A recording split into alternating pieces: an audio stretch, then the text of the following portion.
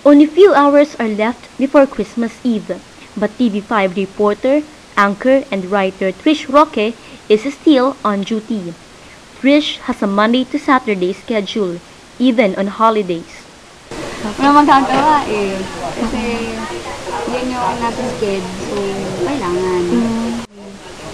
Yung Pasko, medyo nasa-sacrifice din yung usual na celebration. This is only one of the jobs whose actual hours of work can be determined with certainty. It's not a glamorous job. Ano talaga siya? Kailangan love mo yung trabaho, love mo yung ginagawa mo, may passion ka for it, para magawa mo siya ng maayos, saka magtagal ka dun sa profession. Mawalan ka ng oras for yourself, mawalan ka ng oras for your family. Every time nasa labas ka, hindi mo alam kung nangyayari. Lalo na pag medyo disaster coverage yung kinocover mo, hindi mo alam kung mangyayari.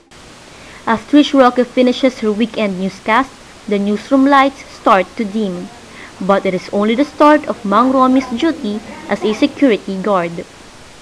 More than 10 years in service, Mang Romy used to celebrate his Christmas and New Year away from home. Pagka on June, mga 25, bihira mo lang makasama yung pamilya mo pagka New Year. Pasko, madalang lang.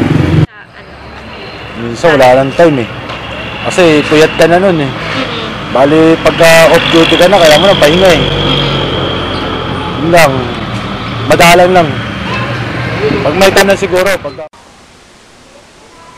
Mang Romy earns 10,000 pesos a month, which means he brings home only 357 pesos a day, relatively lower than the minimum wage of 426 pesos.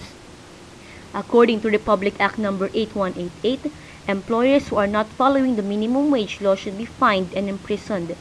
However, violation of the law remains. Despite the holiday season's invitation to relax and celebrate, Mang Romy and Trish Roque vow to be on duty. This is Joan Cordero reporting.